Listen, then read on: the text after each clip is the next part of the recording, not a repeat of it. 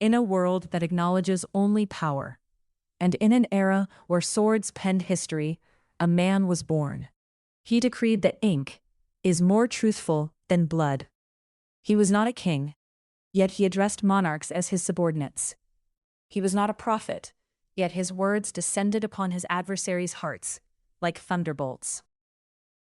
Have you ever wondered why a man might trade his life for a poem? In his youth, he did not look at the ground like other boys. He gazed at the horizon, as if witnessing the crowns of kings crumbling beneath his feet. He saw their vulnerability within their silence, and from that very moment, his eternal struggle began. Behind every verse he uttered lies a wound that never healed. Behind every battle he fought, a secret was buried with him in the desert sands.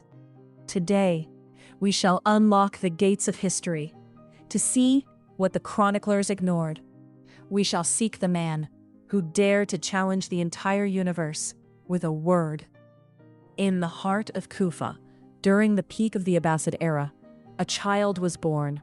Unlike any other, he was Abu al-Tayyib al-Mutanabbi.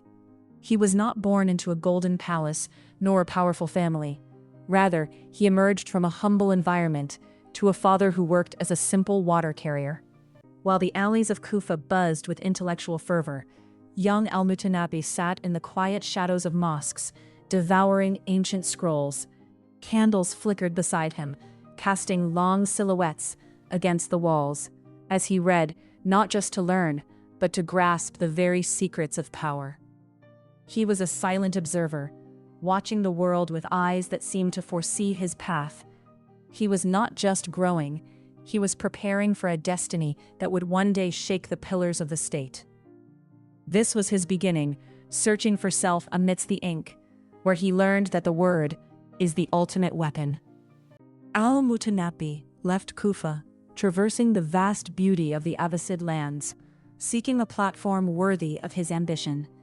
He did not leave his roots searching for gold, but for a legacy carved in memory.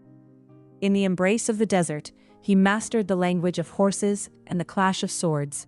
He was not a mere poet, but a knight who rode words, as fiercely as he rode his steed into battle. He knew that the road to his stars required sacrificing comfort. In every tent he entered, he left a mark, a poem that ignited hearts. He aspired for more than just being a poet. He aimed to be the master of his own fate and a commander of his destiny. The desert witnessed his struggle to forge his name, refusing to be a follower of any man. Experience polished him, blending mystery with raw power, turning the sands into a theater for his unmatched heroism.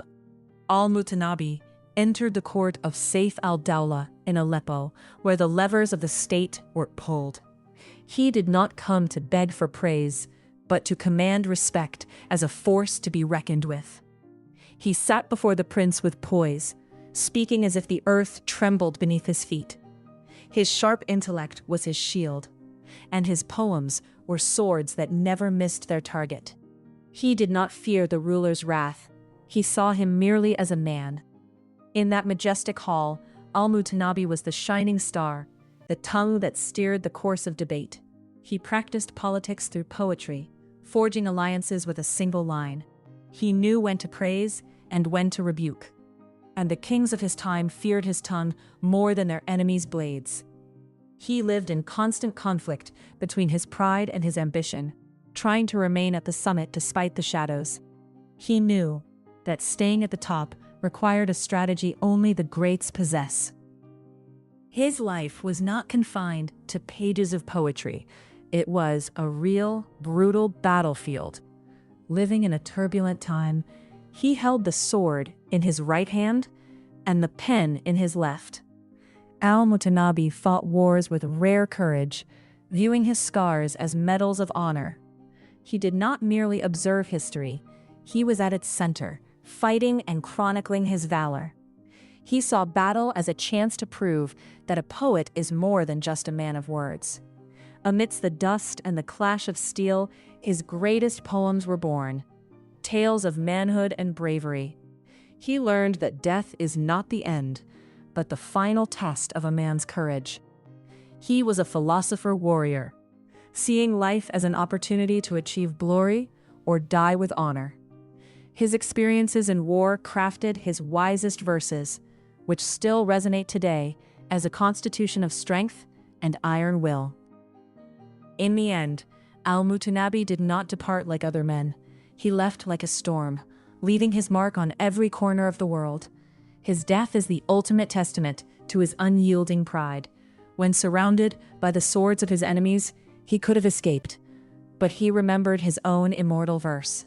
الخيل والليل والبيداء تعرفني والسيف والرمح والقرطاس والقلم. How could a knight such as he turn his back? He died defending his honor until the very last breath, choosing death with dignity over life and shame. The history of the Abbasid era is incomplete without him. He is the philosophy of self-respect in its purest form. He challenged time itself, and today he lives in every powerful verse that shifts the tides. He was an enigma, and he remains one, a riddle that fascinates all who read him. He will always be the poet who defied the universe with a word, his name carved as a symbol of rebellion. He left in body, but his soul thrives in every free thought. This is the story of Al-Mutanabbi, who left life to be born in his poems, an eternal, undying legend.